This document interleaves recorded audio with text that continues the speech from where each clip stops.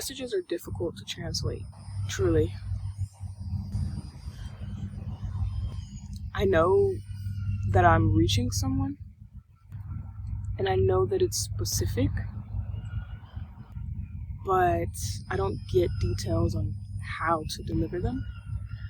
So I'm going to do my best, but feeling stuck is not the truth. It's not actually what's going on.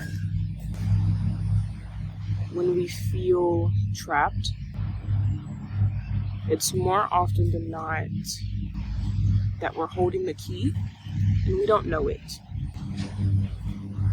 As the key holder, you can insert it into the lock, open it, and walk out, right? Except we have all these barriers in our mind keeping us from doing that. For some people, it could look like an addiction. For some people, it could be a person. For some people, it could be themselves. Well, I guess that's a person. But these things hold you back from using your key. I have a story. I know somebody who dedicated their life to changing somebody else. Now, from the time that they will wake up to the time that they go to sleep, what's in their mind space is how they can pour into that person, make them a better version of themselves, a better, stronger version of themselves. Eventually you'll learn that all of that in which you're pouring into something or someone else means that there's none left to pour into you. And it is only when you decide to start pouring this overindulgence into these barriers, into yourself, that you use your key. The key is in your hand, and you do have the ability to open the cage and to walk out. But it's here, and it's here, and it's here. It's listening to those areas. It's believing those areas when the time is right. What do I mean by the time is right? When you feel it. There's no, the concept of time that's constructed. So I don't mean that there's going to be a specific time that you should do it. What I mean is, across all time, you're going to get a feeling. Here, here, or here. And it's up to you to be intentional. When you start following these feelings, you start to realize how much power you have that you're holding the key. You're not stuck. You're not trapped. This cycle feels like an endless loop. It feels like constant steps forward and back, or maybe no steps forward at all.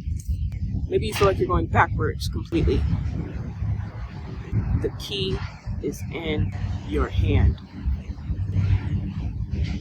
But in order to use that key, you have to stop looking here, everywhere else but yourself. Because you're the one holding the key. Nobody and no thing. You.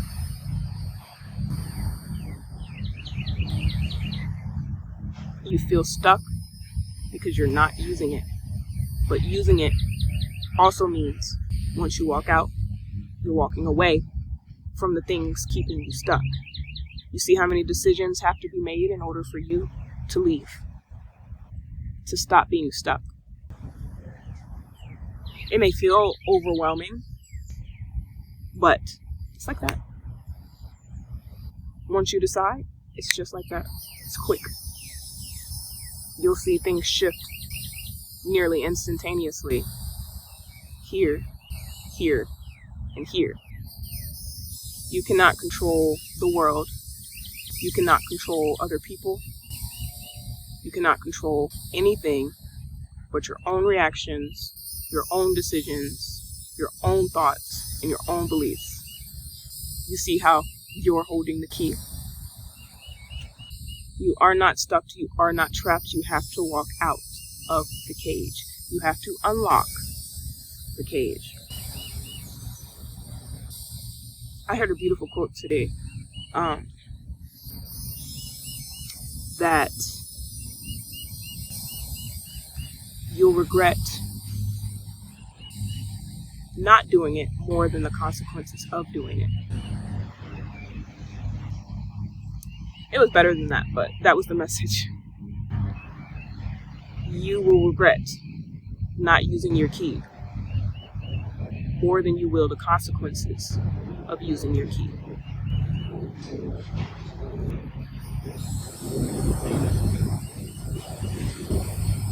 That's true. That's undeniable. What I want you to take away, we're going to wait for the airplane.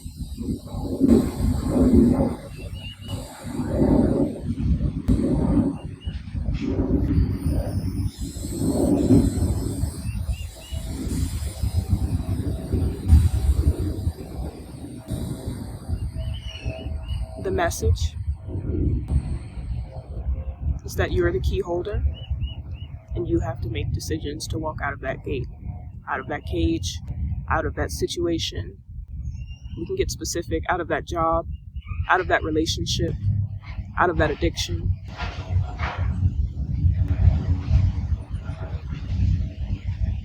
The power is yours, key holder. What are you going to do? Thank you for being here with me.